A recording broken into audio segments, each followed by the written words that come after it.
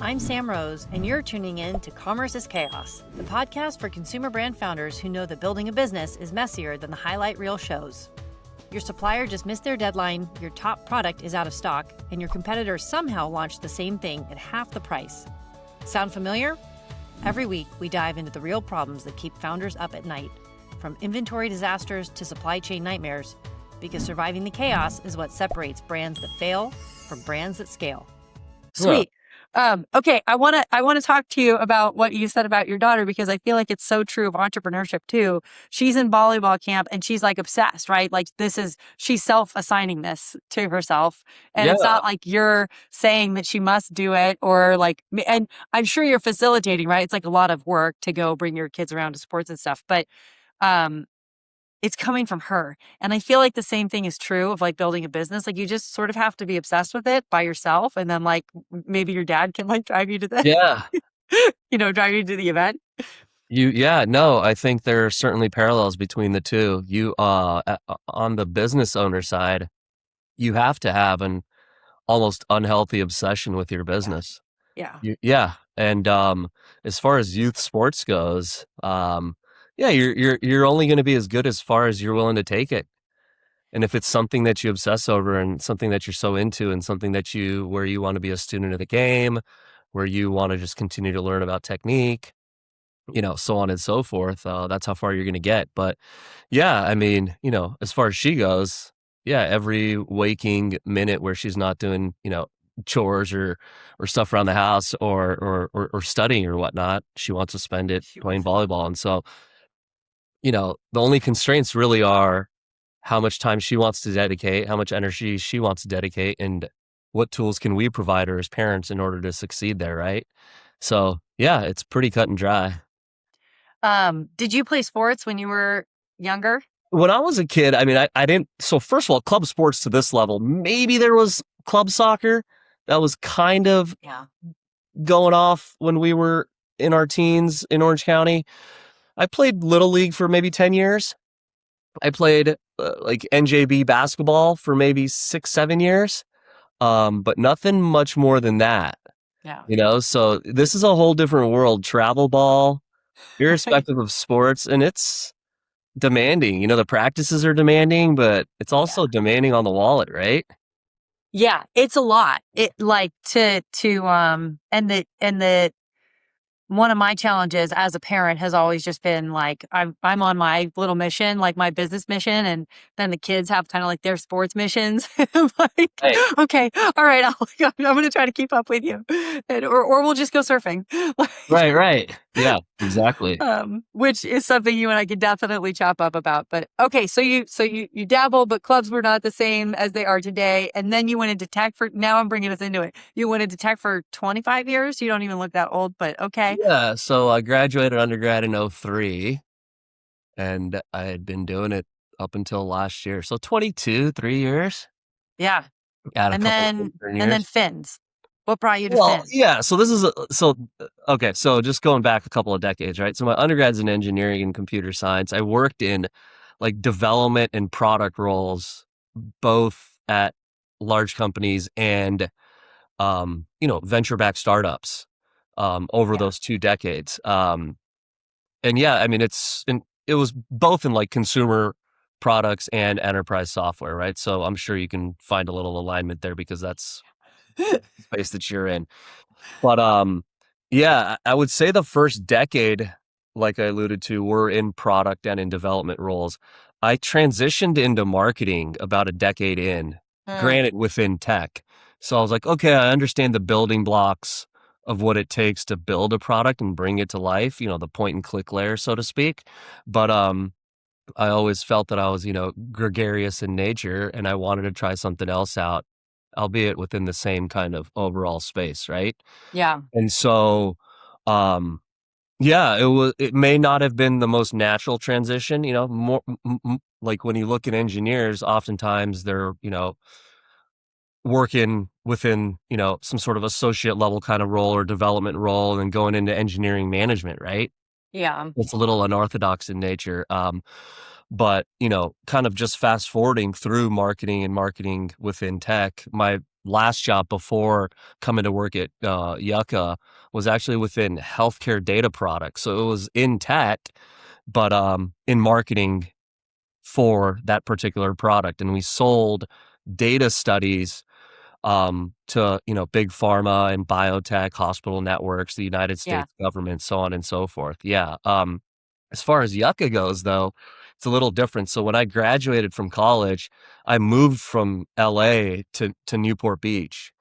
And, we had a few friends who we went to undergrad with that also did the same. And so we were part of a larger kind of crew or group of friends down here. And that's where I met a bunch of the people that I'm still friends with to today. And so the two co-founders of Yucca are a guy named Sean Starky, who's from Huntington Beach, born and bred, and Mike Marshall. And so that's when I met them, 22, 23 years ago. Wow. And both of them, having grown up on the water, both of them over the course of 2 decades were actually just captains on yachts. So they worked for families and they were licensed captains who used to take Wow. these families out on like fishing trips or, lengthy excursions on their family boats. And please jump in here at any point to ask me questions. But No, I'm loving this though. Yeah. yeah, But yeah. it's crazy going. how all this kind of came together, right? Yeah. So Sean Starkey grew up like at Wedge. He grew up surfing Wedge, right? Yeah. And the incumbents within the swim fin space, the Churchills, the Vipers, the DeFins of the world had been around for a few decades. And so that's what most bodyboarders, body surfers, people who are diving, snorkeling, things of that sort, would always use. And really the genesis, of Yucca came from Sean Starkey, where he said, "Hey, I think I can create a better fin." Yeah. So that's what it was. That was the, single sentence idea in his head. And then, came the product development process, which was substantially longer and more kind of, scientific in nature. Man, that is so cool. And also just to take, like a hobby that you have, combine it with sort of like an insight that you have, and then just say like, all right, this is like, we're going to do this now. Yeah. Yeah. And it's you like, know? no, totally. Sorry to interrupt, but it's like, and when you think of those kind of incumbents, they made their businesses by providing product to like ocean experts. So like, watermen, right? So whether it be guys who are like, riding 20-foot waves at Wedge or, anywhere, Mavericks, Jaws, so on and so forth. And then also like rescue personnel, right? Like the lifeguards and some military functions, so on and so forth. And so not to kind of go all over the place, but, we at Yucca believe that the opportunity is substantially larger than just that person. Yeah. And so that's kind of something that I try to install or instill in every single person who works for our company and our network of partners, because that's where we think we're going to be able to capture a significant part of the market. Yeah. And everybody's imagination, at the Totally. same time. One of the things that I think is really interesting about the sports industry, or particularly sort of like outdoor active, and then to like focus it even more in, it's sort of like surf culture, snow culture, skate culture. They're built here. They're built in SoCal. Yep. And it's cool, right? Like this is like a lot of trends start from that culture kind of spot. Totally. And then you see other parts of the country like pick up on it later. Like, I remember Uggs being, not that that's an outdoor sports thing, but I just remember like everybody in SoCal wearing Uggs, and then I'd go to New York and no one was wearing it, and then like a year and a half later it'd be like Uggs are here. And it's true of like a lot of the products and brands that are founded here. And so there's this idea that there's this cutting edgeness to it, right? Like it's cool and it's new and it's on trend. And then you look at sort of like the industry, and it's kind of like it's like an old school industry in a way, but like creating new school culture. Mm-hmm. And I'm outside of it. But I'm kind of curious what your take on it is, and if you think that I'm like completely wrong or like sort of pointing in the right direction. Just in what in particular, in the fact that like where we're geographically located, or just kind of the innovations that have been made in the space, or what do you? Innovations in the space. It's sort of like what the space is creating Mhm, combined with the way that the space operates. Like you're pointing at some of these kind of like incumbents, right? And they just like they own a bunch of the market, and there's just a way that it's done. mhm, And then there's like, the whole distributor network that absorbs margin. mhm, And my sense of it is that a lot of the way that these businesses are run internally mhm. is like way older school than the products where they're like on the cutting edge of culture and like and Sure. always innovating on product. Right. So I think, God, there's a lot to discuss there. So when I think of like surf, snow, and skate, right, there are a lot of companies who fall within like soft goods, right? So you have the Rukas of the world, you have the Volcoms of the world, you have Hurley, so on and so forth. All super successful companies, and all companies that we've probably worn for decades, and all companies that started down here not too far from us, right? Yeah. Um, that's a very difficult business, right? They're creating t-shirts and jeans and shorts and shoes and things of that sort. The acquisition costs on that type of product is very difficult. It's a super competitive space, and there are tons and tons of different companies that unfortunately fail, right? Yeah. So kudos to those types of guys. We are very fortunate to run a company that where our core engineered product um, is a hard good, Yeah. right? So that in and of itself creates a pretty big moat for us, right? So that's one thing. That's how I think of like companies within our space. Now, when you think of like apparel and soft goods and like, I'm wearing a Yucca shirt, right? Or a Yucca hat or whatnot, right? Like those are not, those are kind of ancillary products, so to speak, for us, right? Okay. So that's how I think about kind of the subspaces within surf, snow, and skate. Now, as far as like how those companies operate, I, and I'm not trying to throw any shade here, but a lot of these companies operate like they are surf shops or skate shops, and you have to operate as an enterprise. You have to operate as a very nimble, agile business. You have to be thinking about, you know, what's your bottom line and what does EBITDA look like and how are you going to get more juice out of the squeeze and how do we not get so high off our own supply and what does our distribution network look like and like our manufacturing network or our partner network and things of that sort. So I don't know if a lot of companies think like that. It is archaic in that sense where there is still some of that mom and pop nature when it Yeah. comes to the business. That's a nice way to put it. Yeah. Yeah. And look, I mean, like, look, some of these companies are beasts, right? There are huge companies within our space, Yeah. but you have to be really, really just smart. Um, And I mean, and I think that's part of the reason you're here, right? Is like that you have that ability and agility to kind of, bring a perspective into an enterprise and just like make it all tick. I'm kind of curious, like when you came in, what was some of the low hanging fruit where you're like, oh man, I know where to mark the X and I can help right here. And then, you've been in for a while. What are some of the things that you're still like, okay, we'll get there. right. But we got to like lay the foundation first from an ops perspective. So supply chain is always my concern, Yeah. right? And it should be for any consumer goods company like ours, right? Irrespective of how many 3PL partners that you work with, irrespective of where you're selling overseas, where your contract manufacturers are, that it's always a concern, right? What's the cash conversion cycle look like? How long is it going to take to get product after you send in an order to some manufacturer overseas? How many things are out of your control is always worrisome, right? Right? You can have a container get caught up somewhere along the coast of China for months.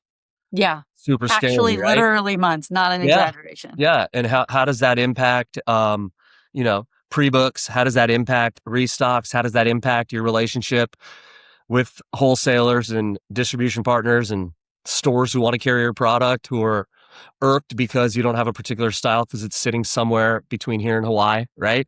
On a container. So those are definitely a lot of concerns. You were saying though,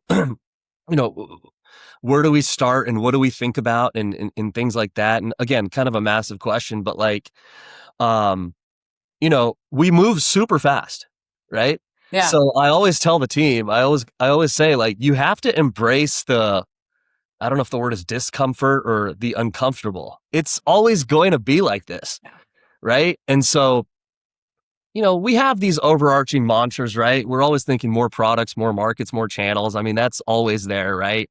We're always thinking that any hard goods product we bring to market has to focus on performance, comfort, and style. These are kind of the things that are part of our spine or our DNA. Yeah, like table like stakes that, right? almost.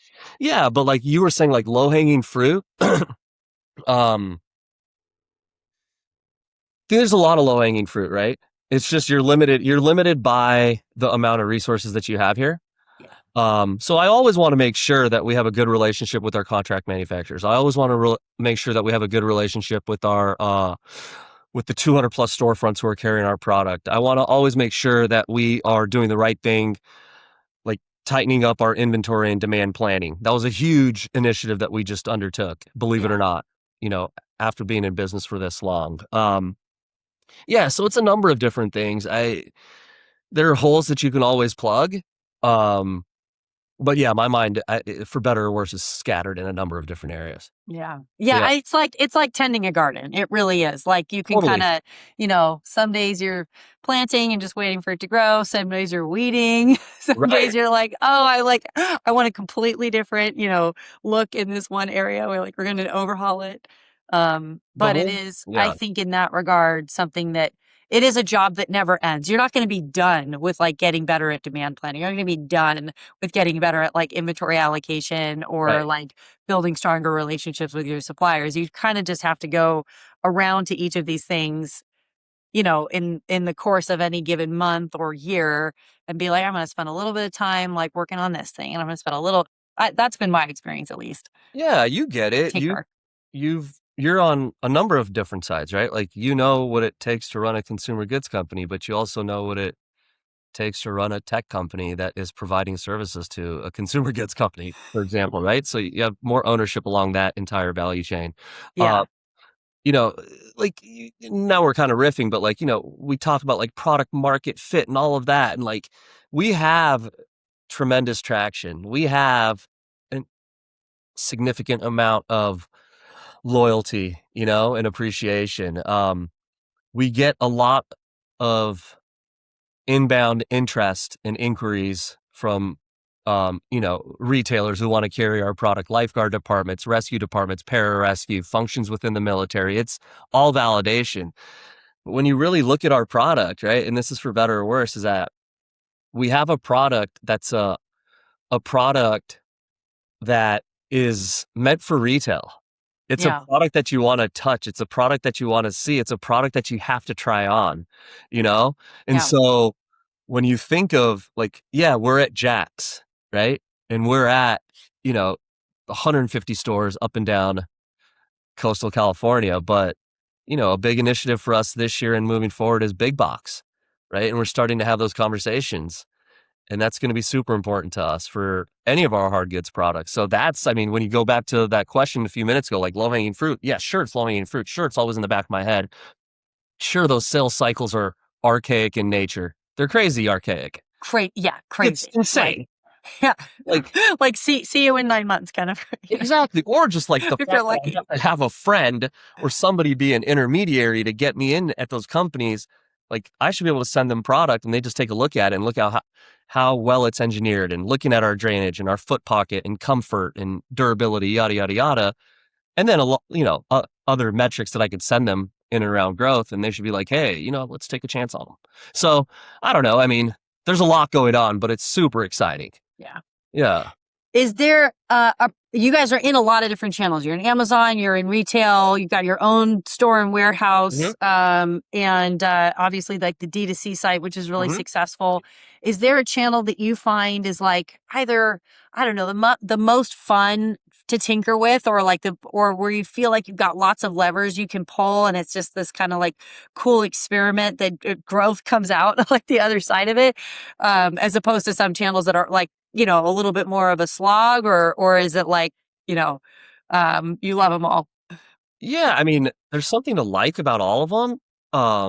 But I mean, I think having effectively or essentially full ownership of D2C is exciting. There's a lot we could do on the communication side. We didn't spend $1 in marketing up until like September of last year. So think about that. All of our growth was organic. So there's clearly a massive playing field there, or opportunity for us, right? And we're just learning a lot about ourselves, right? What's the propensity or likelihood someone's going to order from us again, right? I mean, these are the metrics that most consumer goods companies are optimizing against on the regular, are metrics that we have only recently started optimizing against over the last year, right? So it's crazy. It presents a massive opportunity for us, but the margins are there, the lowering of the CAC is there, right? Like the type of creative testing that we want to do is there. Learning that, low level production on creative works just as good as, if not better than, stuff that takes a long time to produce. Learning more and more about our email cadence and the various kind of smart segments within that particular channel. D2C is where we're going to make massive, I think, leaps as far as like full ownership. But like I said, again, when it comes to retail, like it's mostly transactional in nature, right? Like I know I don't mean to again throw shade. It's like, okay, I'm a store in Nags Head, North Carolina, and I want to carry 50 fins, here's access to our B2B wholesale system. I'll let you know what works best and what our bangers are, what our top 5 selling products are, and what we think you should carry based upon what sells over there. And then you go ahead and put in an order, and we shoot you over the order and an invoice, and you guys pay us in 30 days, and then you reorder, hopefully, or restock, and notice that you have to order more in subsequent orders. Like, we are very, very we love our retail partners, but like that relationship is just a little bit different, Yeah. Yeah, Well, and that makes me wonder too. So you talked about, having kind of this organic foundation for your growth that is a foil to needing to spend a lot on marketing or demand generation. Have you found a similar dynamic at play in sales specifically, where it's like sales are kind of happening organically, people know about the product, and you can support that sales motion, but you don't necessarily have to go after hard spend? Or do you have like an inside outside sales team and that kind of whole infrastructure built out, and you're going after the store in Nags Head, but then helping them to become a little bit more maybe self-serve than like they could have been 15 years ago with the tech that existed at that time? Yeah, I mean, so we have in the past worked with sales reps, like regional sales reps who, at least in surf, snow, and skate, they represent a portfolio of brands, right? And they have relationships with stores, and they reach out to those stores and say, oh, I represent a sunglass company, and you know what? I'm starting to work with Yucca Fins. You guys have to check them out, right? And that's how these relationships were originally opened. But you know what? Over the last year, we brought that business fully in-house.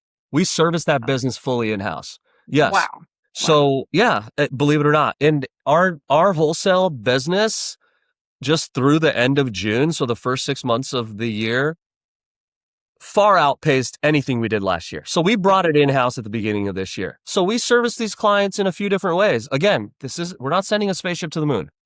We let these folks know what they can pre-book. We let these folks know, hey, this is when they ordered last.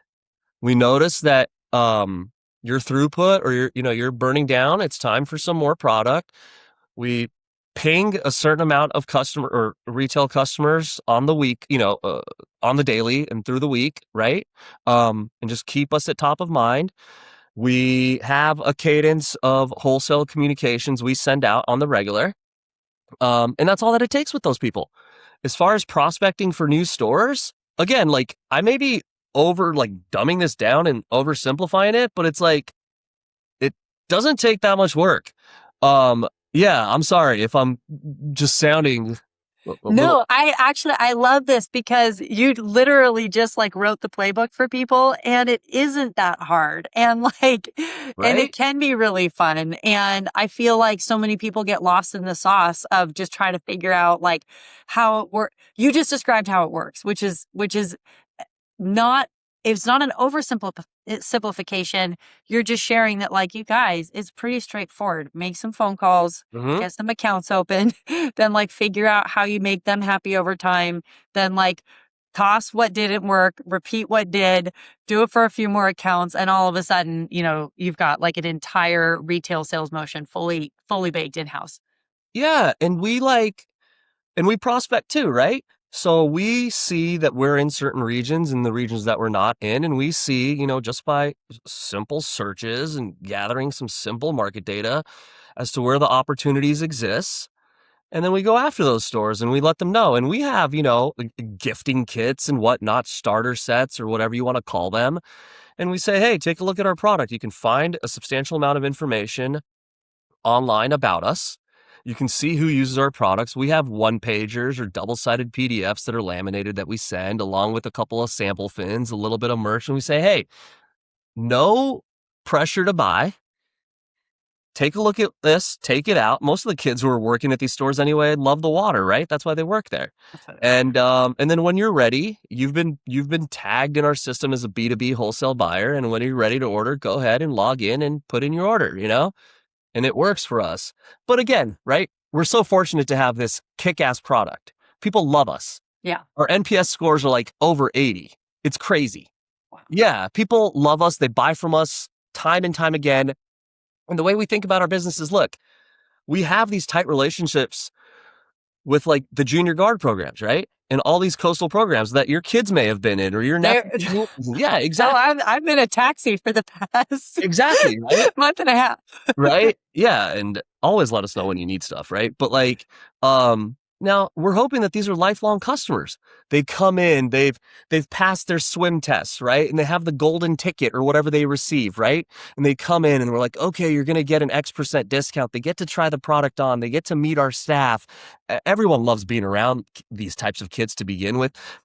They're bright-eyed when they walk into our retail storefront. They get the custom padding on their fins, and they get to walk out just so happy. And then they use them on the regular, and they see all their peers using them, and then they see the people that they admire, who are like the lifeguards and the tenured folks in their local or county, departments. And hopefully we have a lifelong customer. Hopefully we have an 8-year-old kid who becomes a junior guard, and by the time he's 15, he's already owned 3 or 4 pairs of yuccas because he's sized out of them. Yes. And also, I'm like a multi time and not lifelong because I'm old, but like long time customer.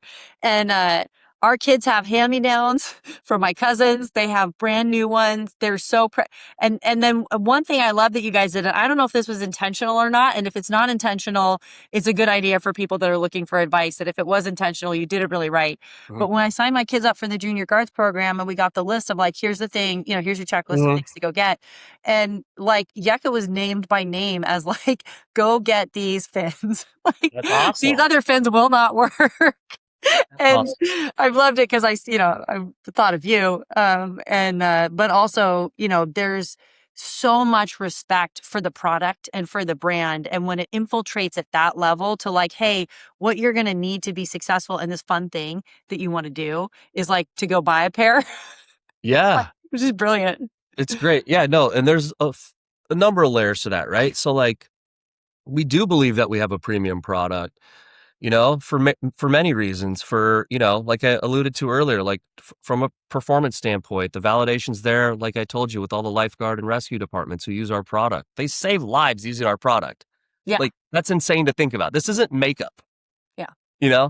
Not to mention like Sean Starky, our co-founder, like as he was thinking about like the design of this product, like, he's a self-admitted gearhead, right? Or gear nerd. And he loves, everything from biking to skiing and obviously being in the water, but like every single thing, like from the comfort of the foot pocket to the durability of the heel strap to the comfort you get by adding in fin pads to the drainage, right? To, performance in the water, right? And there's so much more. Like these were key tenets or requirements, so to speak, to draw a parallel like to the tech universe, right? Yeah. That must be adhered to when we're going through the engineering process, right? And so it took time. It went from a paper or like an idea in his head to a paper napkin idea to a 2D drawing to, 3D CAD files to, finding a manufacturing partner and making sure that the molds are legit and getting, samples and only then going into, 8 other sizes. Right. And so Right. that's what we do with the hard goods. And that's why I think, we've succeeded. And then like the second part of that is the validation in having these relationships with these lifeguard departments, right? Like they received our product or learned about our product and started using our product, and they believed in our product, and we support them and they support us, right? So Yeah. we're doing the demo days and we're providing them product after testing so they could sell it, on our behalf. So yeah, it's a very symbiotic relationship. Yeah. Yeah.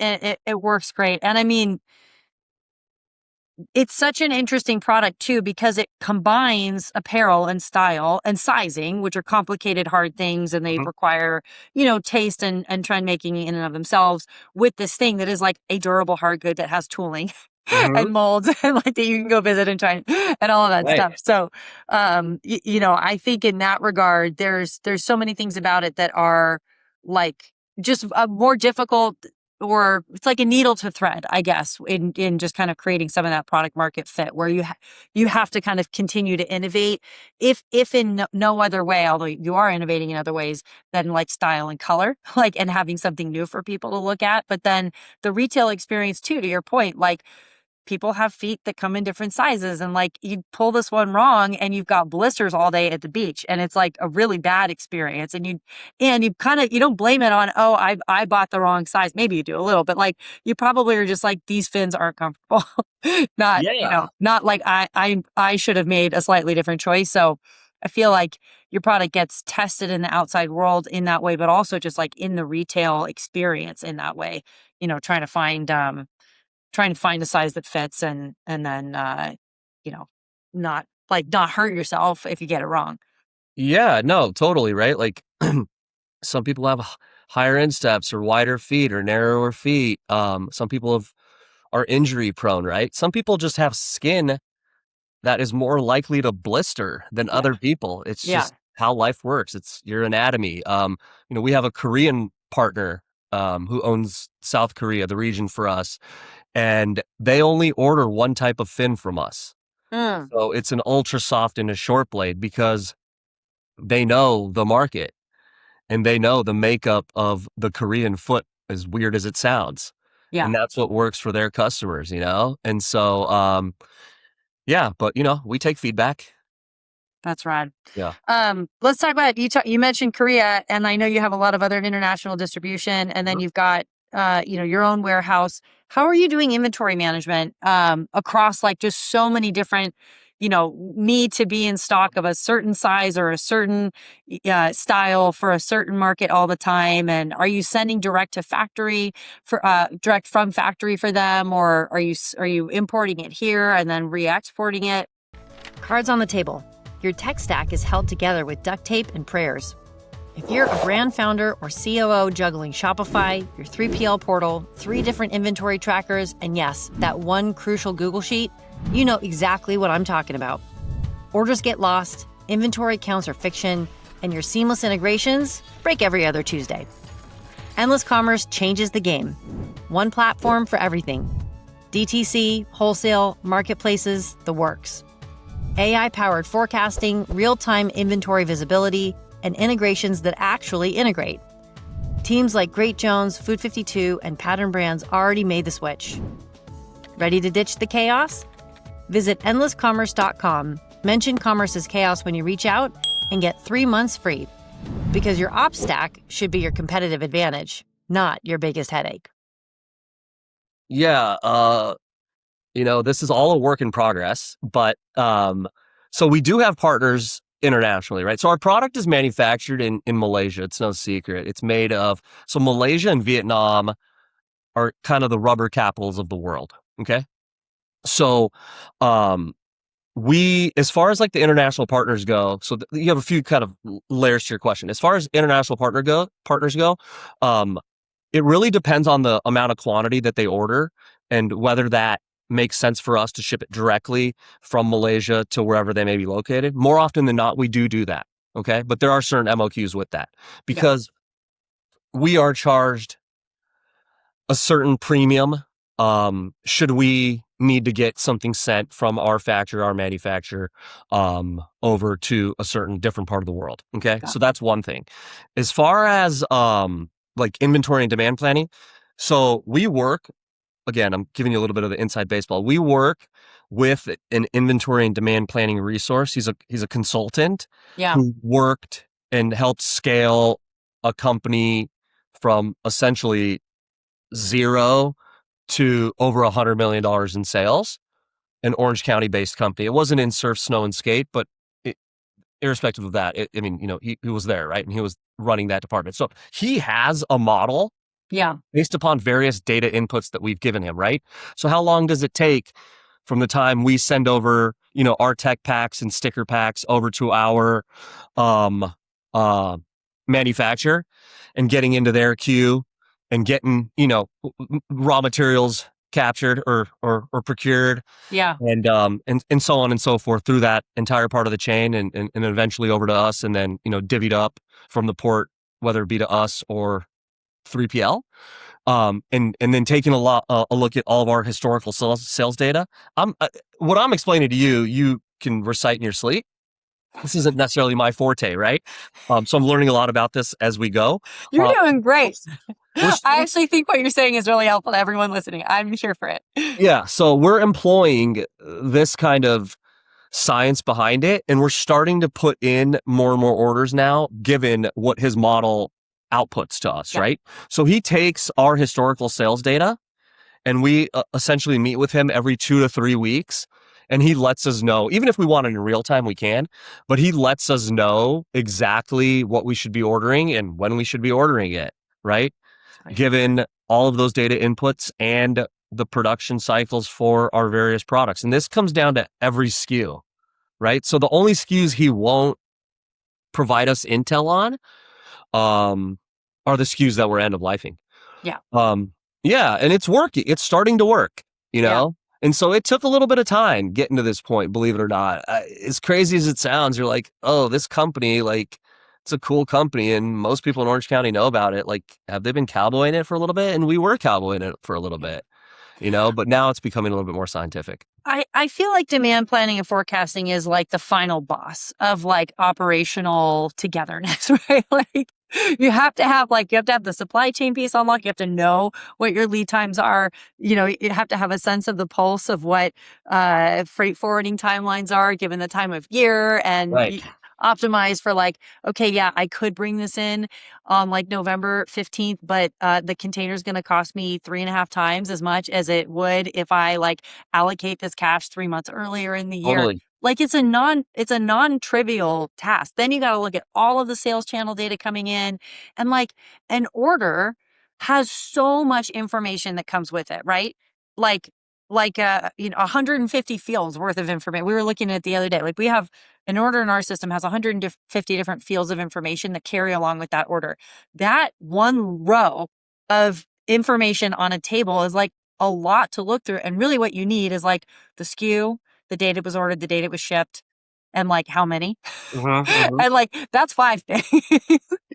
And but someone's got to sit there and tease apart these, massive data warehouses to just get to okay, but for this task, what's going to help me just get to a fast and reliable and believable demand planning answer. And yeah, and I just scratched the surface of it. I feel like you can be a very sophisticated, really tight knit business, and still demand planning and forecasting is just what?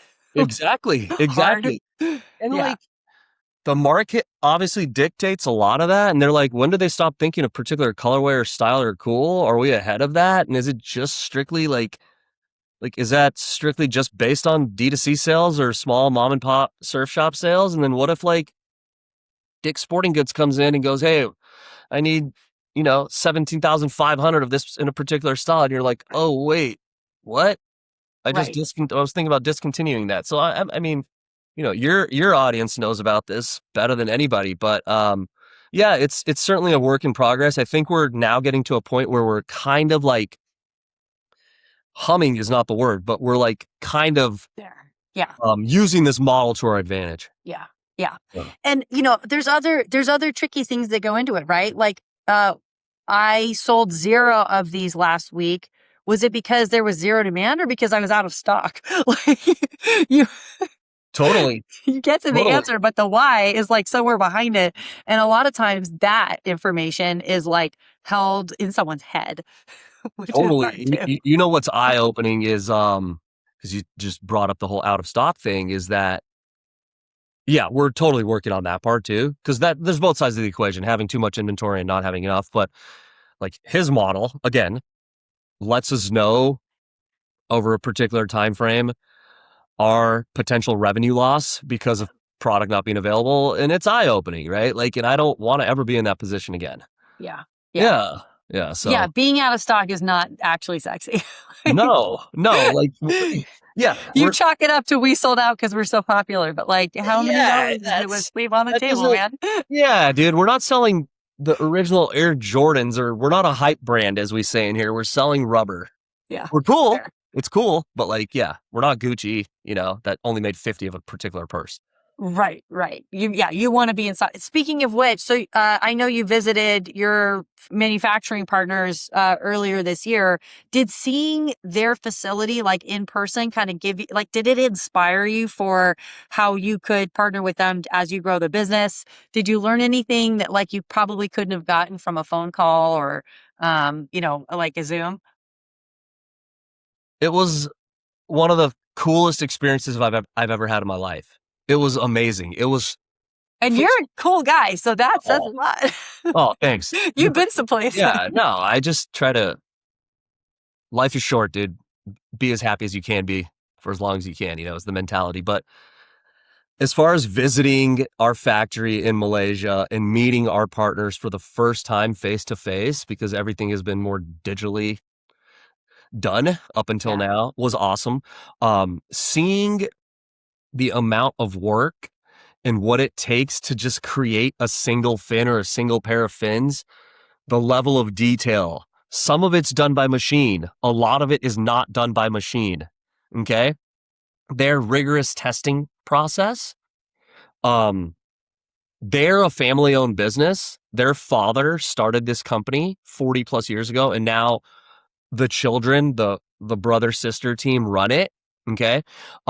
They take a boatload of pride in their business and creating a premium superior product that we've built our business on, so yeah, it was awesome. I have an immense amount of respect for them. I always believe in getting into some of the philosophical stuff, but like I always believe in good business, and I always believe in finding good partners who have. Everyone at Yucca is high energy, high character or integrity, and high intelligence. That's what we look for. And I look for people like that within our partner network. Yeah. I always tell them, I go, if I win, you're going to win. Right. Yeah. Right. And yeah, so it was amazing to see how much work they put into creating our product. And so like if you think about a 40-foot container, right? So that's the biggest container that we can receive here, right? That fits around 4,950, almost 5,000 pairs of fins. Wow. Okay. If you look at our defect rates, okay, on what we receive, irrespective whether it comes into the Costa Mesa warehouse or goes to 3PL or whatnot, the defect rate is essentially 0. So it's insane. Yeah, you probably think I'm lying. Like it's crazy. Our fins, anything we get out, because every pair of fins that's sold here, right? Like in Costa Mesa, like clearly we're opening the box and we're checking it to make sure everything is of the utmost quality. But it's insane as far as like, the level of detail that they provide and the quality they produce and that low defect rate. It's awesome. It was awesome. I feel like you have to have a lot of pride in craft in order to deliver that. Like I've worked probably maybe directly with, I don't know, call it 70 odd manufacturers over the years where like I know the person, I've shaken their hand, kind of that kind of manufacturing Impressive. relationship. And they haven't all been great. Like they've been good people for the most part, with a couple of exceptions. But the thing that I have found to be the best kind of like gut check that I can do is that one thing that you just mentioned, which is just like pride of craft. Like it could be a brand new factory that just opened. It could be something that's generational. It could be something that was generational but relocated. They could have 2 employees or 2,000 employees. If people are proud of what they're putting out there and they are like, meticulous and detail oriented about it, like that's 100% of the ball game, more than how much money they have, more than the tech that they have, Totally. like Totally. it makes such a difference. Yeah. And It's like hard to quantitate that, right? yeah, it really is. But no, it's amazing. And, part of our visit was to see how this relationship is going to expand, and like, does that mean more dedicated square footage there? Does it mean a dedicated facility? Does it mean more dedicated personnel, 24-hour production, staff, so Yeah. there's a lot of things that we're discussing, and, yeah, it's just awesome. There's a trust fall in that too, of like, you're growing your business, they're growing their business in collaboration with you effectively. And they're making probably like infrastructure investments, decisions, and personnel and training and all of that. And like the trust fall piece of it is that if you succeed, it will all work. And if it slows down, kind of the dominoes start to fall. And that's where I think that building those personal relationships around your contract manufacturing network are so meaningful, because it's much more compelling for a human being to sit across from another human being and say, we're going to do this together. We're going to build this together. Yeah. But also I'm going to need you to buy 20 more tools. Well, yeah, right. So we have to invest in more tooling, right? Yeah. Of course, in which have done recently. But yeah, I mean, like, I give them a little bit of insight into what our growth plans are, right?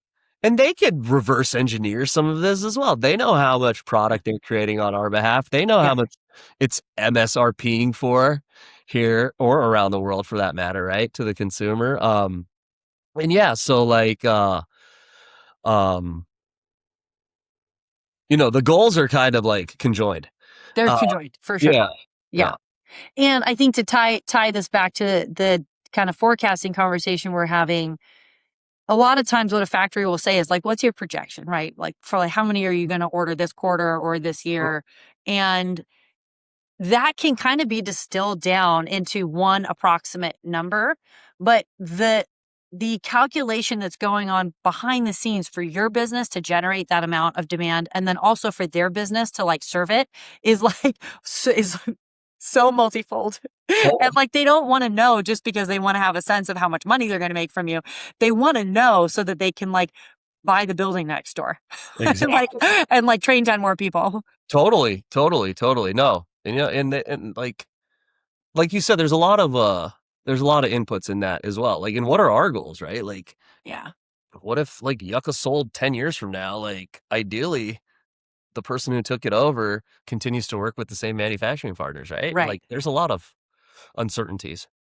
What are your goals that you can share without killing us?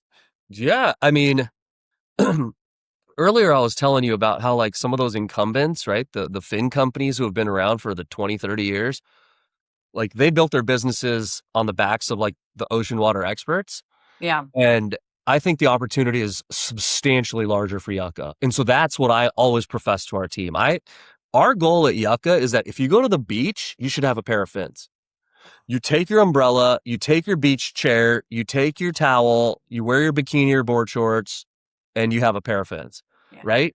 So that's our goal. Like, I use this like anecdote. I like talk to the team here, and like, so, like when it comes to Neutrogena, believe it or not, okay? So what, and they're a leader in the sunblock space, obviously, among many other things, right? But like, like 30 years ago, if you wore sunblock, it was almost only when you went to the beach.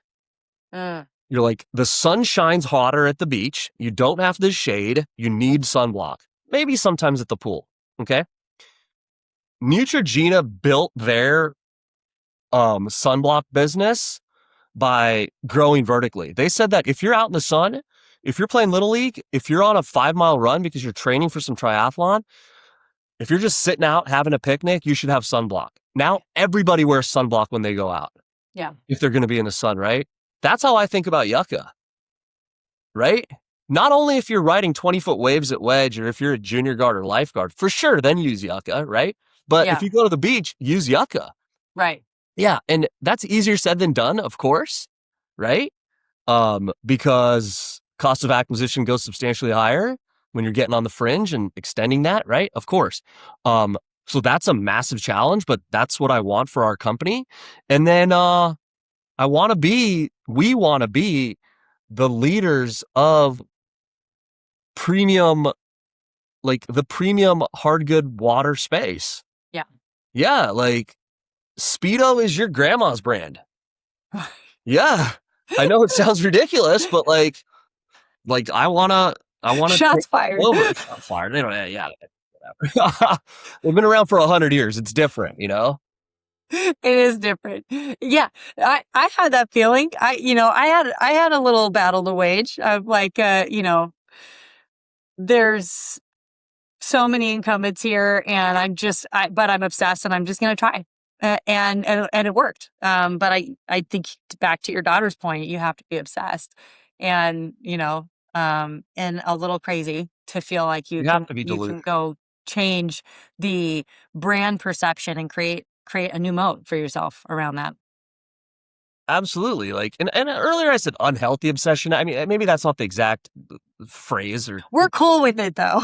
Yeah. I love this. I am obsessed with this. I am addicted to Yucca. It's the best thing that, like, it goes without saying that your spouse and your children and your parents, and that's a different type of thing. But as far as like having to build a brand and having the opportunity to build a company in its current stage and with the people that I get to build it with, there is no better feeling. I don't want to look back on this and go, damn, I didn't give it my all. So that's why this is an awesome thing. Oh man, that's so great. I have one more thing to throw into the Yucca Fan Fest before our exciting lightning round, which I didn't prepare you for, but that's what lightning round. It's like a pop quiz.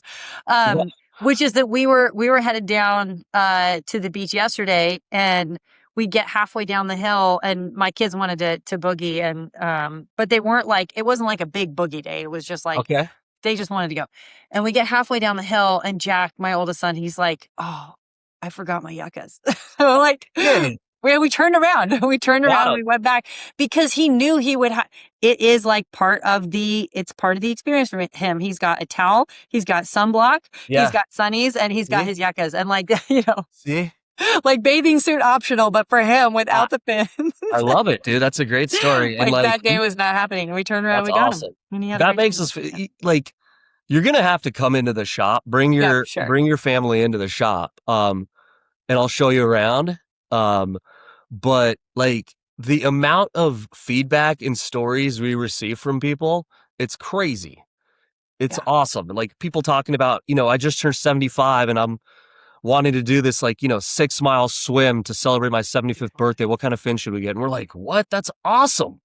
Kudos and congrats to you. Right. And we get stories all the time, and stories like you just told me all the time. Yeah. That's great. That keeps you coming back, Totally.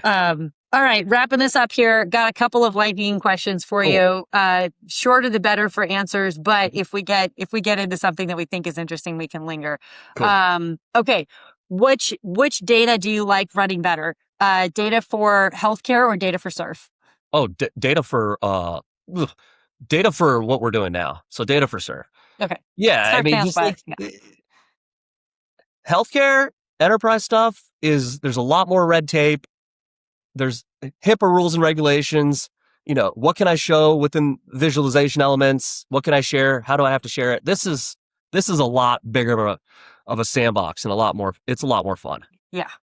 And you get to move with a little bit more freedom, which is like, can be really happy. We own it all. Yeah. Okay. This might be, I don't know if this is going to be an easy question for you to answer or a hard question for you to answer. Do you have a daily driver yucca? Are you like it's standard? Are you soft, super, like ultra soft? Or are you one of those guys that just has like a different fin for every occasion? No, I mean, I think the thing is, so first of all, soft.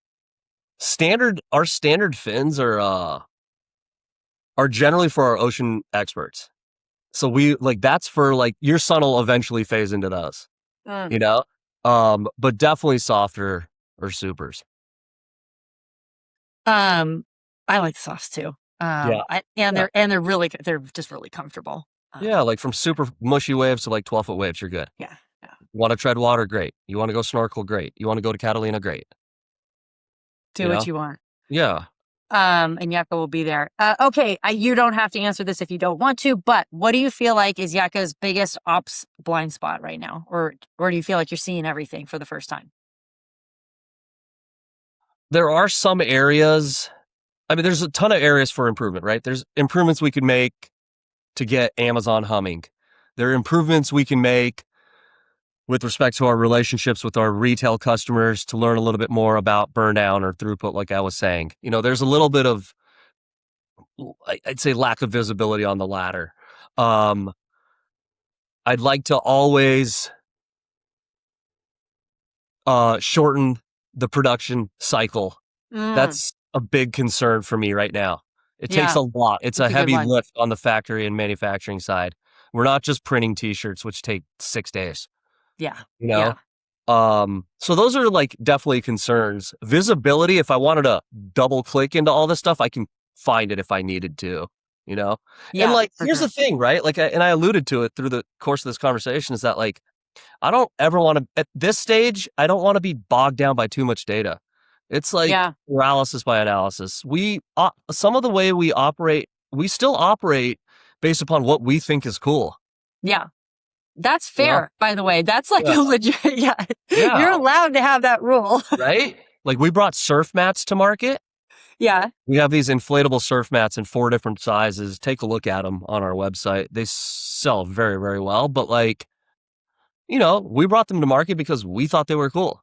Yeah. And we brought them to market at a price point that allowed, all different types of people to start using them, Right. Yeah. And so we have to operate like that to a certain extent. Yeah, you still get to build what you think you would want, basically. You can get pretty big before you have to. Exactly. In fact, never let it go. Okay. What freaks you out more on a daily basis? Your 3PL's ops or your own warehouse's ops? Like, what's more triggering? Our own. Our 3PL partner is incredible. And they weren't the first local 3PL partner that we worked with. Yeah. We had a horrible experience with the prior 3PL partner. And it was a huge issue for us. Our 3PL partner now, which is actually located 4 miles up the 55 from where we're at, has been a godsend. That's awesome. Because, as you know, all of these, even if we're in consumer goods, right? Like, the nature of our businesses, they just differ. Yeah. There are so many nuances, right? We have certain business rules and logic that are only specific to us. There's a lot, like, just the out of the box solution and integration between their MS, right? Yeah. WMS, and our Shopify instance, like, that's vanilla in nature, right? But, we have certain business rules in and around international B2B or Hawaii, shipping, right? Or the way that we ship based upon, smaller volume, right?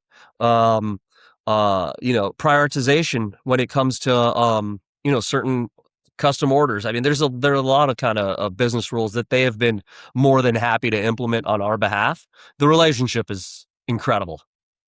That's rad. So we have to be better at our warehouse. I mean, yeah. And we're getting there. Yeah, it's really hard. It's Mhm. the hardest. I think it's the hardest business I've ever participated in. What's that? Just managing a warehouse? The fulfillment side of things. Yeah. Yeah. Like we It ran a is. 3PL. And, the thing that I've always felt was hardest about it is that whether or not it's your fault, which it often is if you're the Mhm. 3PL, you hear about it when things go wrong. UPS loses your package, like Mhm. 3PL hears about it. It rains, there's a porch pirate, 3PL hears about it. It's like all of these kind of difficult micro interactions, or I could say like negative micro interactions that are between sort of like just on that side of the supply chain. Uh, if you're a 3PL, you touch all of them, even if it's not your fault. And that is hard over time. It's hard, like psychologically, even to just be like, oh my gosh, commerce is chaos. Like, Yeah, you know? exactly. Yeah, No, they're so cool. And like, I that's right. remember, like, they're always willing to bend over backwards. And I even told them last time I went there to visit them, and I was like, dude, I've only met you guys maybe 5 times in person. I said that to them, the partners. And I'm like, every time you see me, it's chaos. I Yeah. need something. I need this will call. A customer's crying or breathing down my neck because they haven't received their product. And they're like, dude, we do that. We see this every day. Don't worry. And I'm Yeah. like, Yeah. well, thank you. We got to. Yeah. That's great. Well, if you're willing, we'll put their name in the show notes and hopefully a bunch of people will knock on their door. Yeah. Well, they are awesome. And their name is Left Brain Logistics. Go get And, them. yeah, they're Orange County based. They're the coolest 2 people, some of the Okay. coolest people that I've worked with. Yeah. Okay, very last question. If you can, give us a hint about one or both of the collabs that you have dropping later this year. Ooh. Okay. So we have 2 collabs that are dropping. We have one that's coming out in late September, early October, and one that's in Q1 of next year. They're both still within surf, okay, but they're not what you would normally think. I'm just trying to think about how much I can share. Sorry, an unfair question. I know. So I'm just trying to think about this. So one of them is with a company that was with one of the largest companies in the surf space. Okay. Okay. Another one is with actually a digital / tech company. Okay. Yeah. I don't know how much I can share about the companies. That's good enough. Good tease. But it's awesome. Yeah. Yeah. They're going to be awesome. And the products look so cool. Oh, I can't wait to see them. Yeah. Super Yeah. exciting. I'll actually show you after. Okay, great. Yeah. Awesome. All right, man, this has been such a fun conversation. Thanks for sharing so much of just, that goes on behind the scenes. Yucca's such an amazing brand, and they're so lucky to have someone like you at the helm who's just making it happen for them. And the growth is just spectacular to watch. So can't wait for more, and appreciate the time. Thank you so much. Thank you so much for having me. Thank you so much for being like a proponent of the brand and a valued customer. For sure. All right, take care. All right, thank you. Bye. Thanks for joining us for another episode of Commerce is Chaos. If you're listening, I have a feeling you know just how much good leaving a 5-star review can do for a team. Drop us a review on Apple Podcasts and subscribe to Commerce is Chaos wherever you get your podcasts. Don't forget to subscribe to our Substack, also called Commerce is Chaos, for more good stuff and actionable tools to build your business.